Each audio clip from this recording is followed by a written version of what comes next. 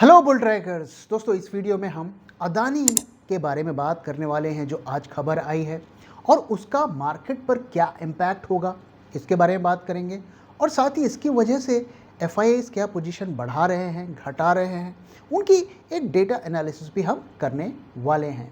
तो आइए सबसे पहले अदानी इशू के बारे में बात करते हैं। तो दोस्तों ये खबर आज आ गई, आप सबको इसको बारे में जान चुके होंगे और इसके बारे में हमने कुछ महीने पहले ही इंडिकेशन दिया था जब हमने एक वीडियो बनाया था अगले 30 दिन में खेला होवे, और खेला जो है 30 दिन ना होके शायद 60, 70, 80 दिनों के बाद हुआ, लेकिन खेला अब शुरू हो गया है। तो इस पूरे मुद्दे को थोड़ा हम समझते हैं, इसके बारे में जानकारी लेते हैं। तो देखिए ये इशू क्या है कि न्यूयॉर्क के फेडरल प्रोसिक्यूटर ने गौतम अदानी के ऊपर ब्राइबरी और फ्रॉड के चार्जेस लगाए हैं।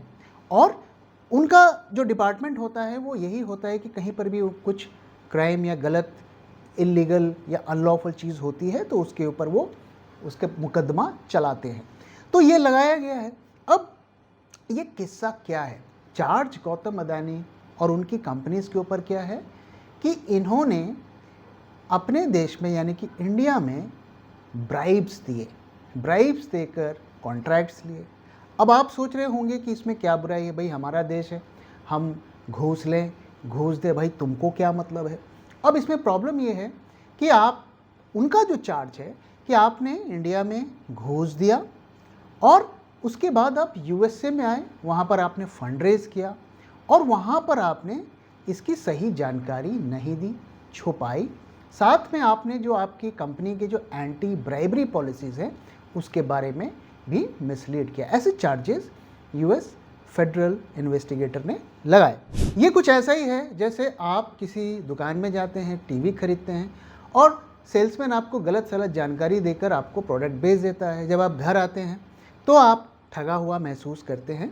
तो ये वो कहानी है कि आप अपने देश में जो कर रहे हैं आपने हमारे देश के इन्वेस्टर्स को ठगा। जो चार्जेस की अगर हम उसको समराइज़ करें, सरल भाषा में समझें तो ये है।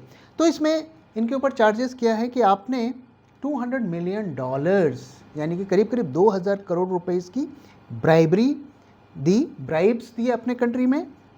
और उसके बाद 2021 में आकर आपने यहाँ पर बॉन्ड्स इशू किए, यहाँ के इन्वेस्टर्स को बॉन्ड इशू किए और उसके बाद आपने उससे रिलेटेड फॉल्स और मिसलीडिंग स्टेटमेंट्स दिए about firms anti corruption and anti bribery effects. दोस्तों ये थोड़ा सेंसिटिव इशू है, इसलिए मैं थोड़ा संभल के बोल रहा हूँ। अब ये चार्जेस उन्होंने लगाए, इसके बारे में गौतम अदानी और उनकी टीम की तरफ से अभी तक मेरी जानकारी में तो नहीं है कोई रिस्पॉन्स आया है। और साथ ही उन्होंने ये भी इल्ज़ाम लगाया, जो प्रोसिक्यूटर हैं न्यूयॉर्क के, कि आपने ब्राइब्स तो दिए, साथ में उन ब्राइब्स को ट्रैक भी किया और उसके लिए कोड नेम्स भी इशू किए, यूज़ किए कि भाई किसको आपने ब्राइब दिया, पहुंचा कि नहीं पहुंचा, उसकी ट्रैकिंग भी की। तो ऑब्वियसली देखिए, जब इतने बड़े इंस्टीट्यूशन का कोई आदमी चार्ज लगाता है तो कहीं ना कहीं उनके पास कुछ सबूत भी होने चाहिए। है कि नहीं है मुझे नहीं पता, लेकिन मैं अज्यूम कर रहा हूँ कि जब कोई इस तरीके के लीगल चार्जेस लगाता है तो उसके पास सबूत भी होते हैं। अब साथ ही प्रोसिक्यूटर ये भी कहते हैं कि ये सब कहानी 2019 में शुरू हुई थी और जब अदानी ग्रीन्स एनर्जी NYSE में लिस्ट हुआ था और उन्होंने ये क्लेम किया था कि उनको बहुत बड़ा एक कॉन्ट्रैक्ट सोलर एनर्जी का मिला है गवर्नमेंट ऑफ इंडिया की किसी कंपनी से। और इसके बाद उनका कहना है कि 2020 से 2024 यानी कि पिछले 4 सालों में आपने यानी कि अदानी जी ने $1.35 बिलियन का लोन लिया। $1 बिलियन करीब करीब 8,500 करोड़ रुपए का होता है। तो $1.35 बिलियन का आपने वहाँ से लोन उठाया और $750 मिलियन का आपने बॉन्ड उठाया, वहाँ के इन्वेस्टर्स को अपने बॉन्ड बेचे। तो करीब करीब $2 बिलियन आपने वहाँ से उठाए। और साथ ही जब आपने ये बॉन्ड्स वगैरह इशू किए तो अपने इन्वेस्टर्स को ये नहीं बताया कि ऑलरेडी आपकी इन्वेस्टिगेशन यूएसए में चल रही है। तो जानकारी को आपने छुपाया और साथ में आपने फ्रॉड किया, इस तरीके के चार्जेस यूएस प्रोसिक्यूटर्स ने लगाए हैं। अब शायद हम ये कह सकते हैं कि ये कॉन्स्पिरेसी है और आजकल पता नहीं लोग व्हाट्सएप पढ़ के पता नहीं सोरोस, डीप स्टेट, पता नहीं क्या क्या कहते हैं, मुझे तो पता नहीं। मैं तो इतने साल यूएसए में रहा, मैंने कभी सोरोस का नाम भी नहीं सुना, और यहाँ घर घर का बच्चा भी सोरोस करता है। और ये वही लोग हैं जिनसे आप पूछेंगे अमेरिका की राजधानी कौन है तो वो भी नहीं बता पाएंगे, लेकिन सोरोस का नाम याद है। तो इस तरीके का आरोप लगाया जा सकता है कि ये कॉन्स्पिरेसी है हमारे देश के खिलाफ, ये खिलाफ वो खिलाफ। लेकिन देखिए मामला तो सीधा है, कल अगर मेरे ऊपर भी कोई चार्ज लगेगा तो मुझे उसकी सफाई तो देनी पड़ेगी, तो सफाई देनी है। अब वो हो सकता है पॉलिटिकली मोटिवेटेड हो, कॉन्स्पिरेसी हो, लेकिन लॉ तो ऐसे ही काम करता है कि जब आप चार्ज लगेगा तो आपको उसका जवाब देना पड़ेगा।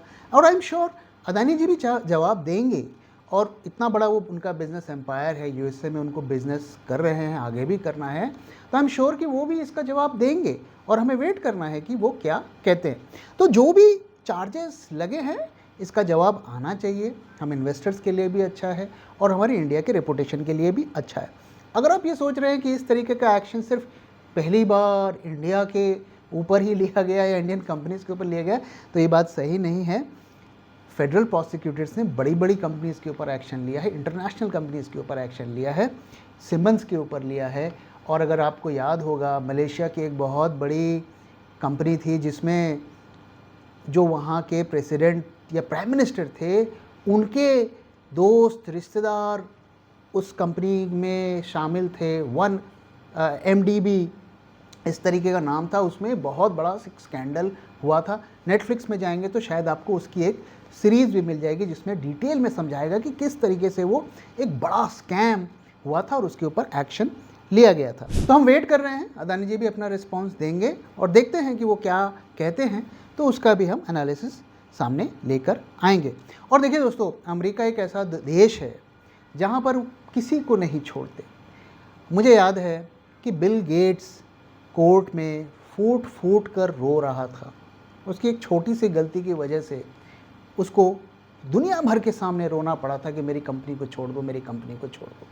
तो यूएसए में कोई बचता नहीं है उनके लॉ के आगे, कोई बड़ा नहीं है, चाहे कितना भी बड़ा कोई भी आदमी हो। ये एक बड़ा डिफरेंस है हमारे देश में। जो पावरफुल लोग हैं, पैसे वाले लोग हैं, पॉलिटिशियंस हैं, वो इधर उधर करके बच जाते हैं, लेकिन यूएसए किसी को छोड़ता नहीं है। तो इसलिए मैं बहुत कॉन्फिडेंट हूँ कि गौतम अदानी जी भी अपना रिस्पॉन्स जल्दी ही देंगे और हम सबसे भी शेयर करेंगे। तो अब इसका मार्केट पर क्या इम्पैक्ट होगा? देखिए दोस्तों, अगर आप लॉजिकली देखें तो कोई खास इम्पैक्ट नहीं होना चाहिए। एक ग्रुप की कंपनीज़ जो हैं उस पर इम्पैक्ट हुआ है, उनके शेयर्स जो हैं 10%, 20%, 25% गिर रहे हैं, पिछले काफ़ी टाइम से गिर रहे हैं। इसका मतलब मार्केट को भी पता था कि कुछ ना कुछ होने वाला है। तो आइडियली वहाँ पर ही जो होना चाहिए वो होगा। लेकिन दोस्तों, ये इशू इतना सीधा नहीं है, आसान नहीं है, और इसके बारे में मैं ज़्यादा बात नहीं करना चाहता हूँ। Maybe some other day, किसी और दिन इसके बारे में हम बात करेंगे। तो इसका मार्केट पर इम्पैक्ट हो भी सकता है, और इतनी सेलिंग जो हो रही है इसका एक रीज़न ये भी हो सकता है। और अब आइए दोस्तों बात करते हैं FIIs की। तो FIIs क्या कर रहे हैं? कैश मार्केट का डेटा आप लगातार ट्रैक कर रहे हैं, आप देख रहे हैं कि लगातार उनकी सेलिंग की फिगर्स आ रही हैं। आज का डेटा अभी तक आया नहीं है, तो आज भी होपफुली इतनी मार्केट गिरा है तो उनकी सेल में ही शायद फिगर आएंगी, तो शाम को हम उसे चेक कर सकते हैं। लेकिन मैं बात करना चाहता हूँ डेरिवेटिव डेटा की। तो डेरिवेटिव मार्केट में वो क्या कर रहे हैं? तो हम जानते हैं कि कैश मार्केट के बाद फ्यूचर्स मार्केट में उनकी बड़ी पोजीशन होती है। तो फ्यूचर्स मार्केट में वो क्या कर रहे थे पिछले 2 महीने में और अभी क्या कर रहे हैं, आइए इसको देखते हैं। तो मैं आपको दिखा रहा हूँ, ये FIIs की नेट इंडेक्स की पोजीशन है। इसमें सारे इंडेक्स की पोजीशन होती है, और हम जानते हैं कि इंडेक्स ही मार्केट का बैरोमीटर होता है।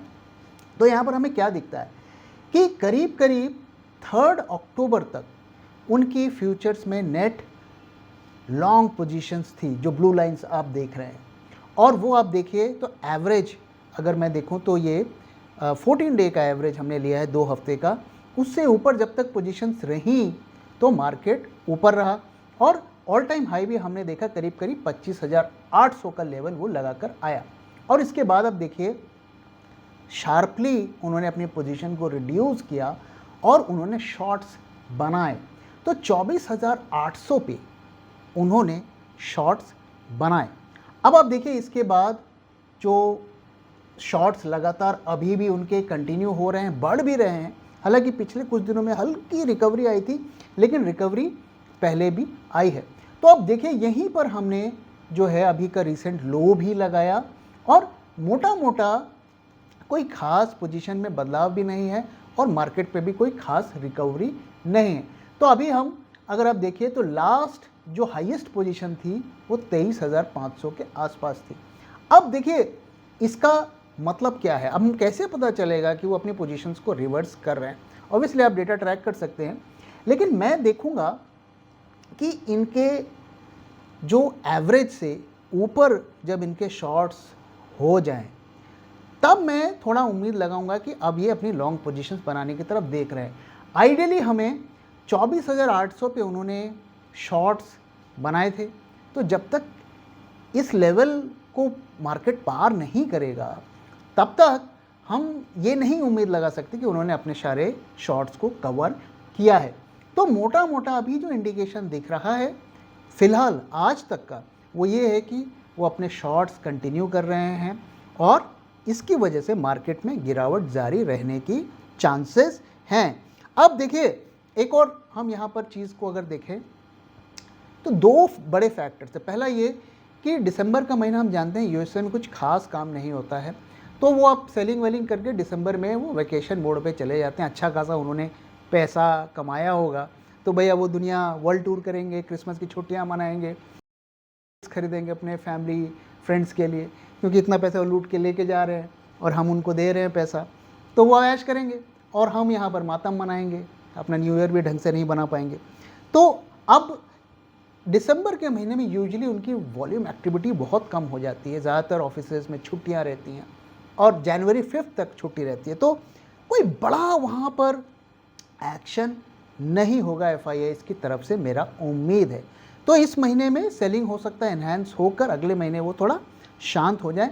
इसके बाद जो नेक्स्ट ट्रिगर होगा कि मिस्टर अनप्रेडिक्टेबल यानी कि डोनाल्ड ट्रंप जब ऑफिस में आएंगे अगले महीने मतलब जनवरी में, तो वो एक नया ट्रिगर होगा कि क्या पॉलिसीज़ वो बनाते हैं और हमारे अदानी जी के साथ क्या क्या डिसीजन लेते हैं। तो ये सारी चीज़ें वहाँ पर देखने वाली होगी। और मैं आपको एक और जानकारी दे देता हूँ कि ये जो लॉ है जिसके अगेंस्ट में कोई भी फॉरेन कंपनी के ऊपर अमेरिका का जो प्रोसिक्यूटर है वो एक्शन ले सकता है, ट्रंप जी इसके खिलाफ हैं। तो ऐसा भी संभावना है कि वो प्रेसिडेंट बनने के बाद शायद इस लॉ को हटा दे, लेकिन अमेरिका जो है कायदे कानून से चलता है, प्रेसिडेंट के भी पास भी पावर नहीं होती। अगर कॉन्स्टिट्यूशन में कोई चीज़ है तो किसी की औकात नहीं है उसे वो हटा दे। तो आने वाले टाइम में काफ़ी इंटरेस्टिंग होने वाला है, लेकिन मेरा ये सलाह है कि कोई भी मेजर बड़ी बाइंग करने से पहले थोड़ा रुक जाइए, जनवरी का महीना देख लीजिए। हाँ ऑफ कोर्स अगर कोई बहुत ही साउंड फंडामेंटल कंपनी दिख रही है जो बहुत ही फेयर वैल्यूएशंस पे मिल रही है तो उसे छोटे छोटे जो लॉट्स में खरीदने का सोचा जा सकता है। एक और चीज़ मैं आपके साथ शेयर करना चाहता हूँ, बहुत ही इंटरेस्टिंग है। देखिए अब ज़्यादातर लोगों को मार्केट ने फंसा दिया, अब कुछ थोड़े बहुत प्रॉफिट में हैं, कुछ लॉस में आ गए हैं, लेकिन सफ़र सब कर रहे हैं, सबको पेन हो रहा है। अब एक और लॉट ऐसा है जो बचा हुआ है, जो अभी तक मार्केट में नहीं आया है और मार्केट उनको भी फंसाएगा। तो अभी जो रिसेंट एक डेटा आया है कि नवंबर 1 से नवंबर 14 तक करीब 35,000 करोड़ की रिटेल ने शॉपिंग की, यानी कि मार्केट में शेयर खरीदे। 35,000 करोड़ बहुत बड़ा रकम नहीं है, लेकिन अच्छा खासा रकम है। और ये कौन है? तो ये अगर आप देखें तो ये एकदम जिन्होंने इक्विटी मार्केट में इन्वेस्ट ही नहीं किया पिछले 3-4 सालों में, बचे खुचे लोग मोस्टली वो हैं। इसी से रिलेटेड एक और डेटा आपको शायद शेयर करता हूँ कि अभी जो सिप्स हो रहे हैं, ये सिप्स जो नॉन अर्बन एरियाज़ में ज़्यादा हो रहे हैं, गांव देहात छोटे कस्बों में ज़्यादा हो रहे हैं, उनका जो सिप का अमाउंट है वो अर्बन एरिया से ज़्यादा हो रहे हैं। तो अब जो लोग आ रहे हैं वो बिल्कुल वो लोग आ रहे हैं जिनको मार्केट के बारे में कुछ अता पता नहीं है। इतना ही पता है, अरे मार्केट कहाँ से कहाँ भाग गया, हम तो पैसा ही नहीं बना पाए। वो लोग जो हैं अब मार्केट में घुसेंगे तो एक राउंड जो शायद बाउंस आएगा तो उनको भी फंसा के ले जाएगा, और वो जब मार्केट में आ जाएंगे तो शायद कोई भी नहीं बचेगा। तो दोस्तों इसी के साथ ही इस वीडियो को मैं यहाँ पे ख़त्म कर रहा हूँ। Thank you very much for watching and thank you for your time. और कोई भी आपकी क्वेरी है मार्केट से रिलेटेड तो ask_bulltrack को टैग करके कमेंट करना मत भूलेगा। So thank you for watching and thank you for your time.